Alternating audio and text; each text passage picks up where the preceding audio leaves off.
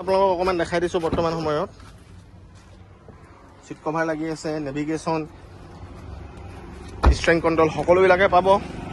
আৰু down payment হিচাপে এইখন প্ৰায় 70,000 to 80,000 ডাউন পে'মেণ্ট দিলে হৈ যাব। হেল্ল' গাইছ, আকৌ এটা নতুন ভিডিঅ'লৈ আপোনাক সকলোকে স্বাগতম জনালোঁ। কালি আমাৰ মাজলৈ আকৌ এখন নতুনকৈ ষ্টকত গাড়ী সোমাইছে, যিখন এখন বুলি আজি ভিডিঅ'টো বনাবলৈ লৈছোঁ। আমাৰ লগত আৰু এখন i20 এক্টিভ সোমাইছে, এইখন যিখন হৈ গ'ল 2016 চনৰ। গাড়ী কণ্ডিশ্যন খুব ধুনীয়া হৈ আছে আৰু টপ মডেলটো হয়।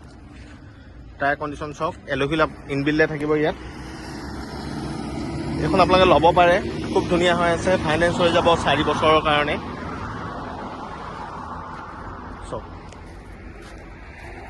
ইণ্টেৰিয়ৰটো আপোনালোকক অকণমান দেখাই দিছোঁ বৰ্তমান সময়ত। চিট কভাৰ লাগি আছে, নেভিগেশ্যন, ষ্ট্ৰেং কণ্ট্ৰল সকলোবিলাকে পাব। আৰু ডাউন পে'মেণ্ট হিচাপে এইখন প্ৰায় 70,000 to 80,000 ডাউন পে'মেণ্ট দিলে হৈ যাব। গতিকে আপোনালোকে পলম নকৰিব, ল'ব পাৰে। এখন খুব ধুনীয়া হৈ আছে। আৰু ইয়াৰ বাদেও মোৰ লগত বৰ্তমান সময়ত আৰু দুখনমান i20 আছে, যিকেইখন আগৰ ভিডিঅ'ত দিয়া আছে, সেইখন আপোনালোকে চাব পাৰে। এই i20 এক্টিভখনৰ বাদেও আৰু এখন আছে, i20 এক্টিভ আছে, আগৰ ভিডিঅ'ত দিয়া আছে, আপোনালোকে চাব।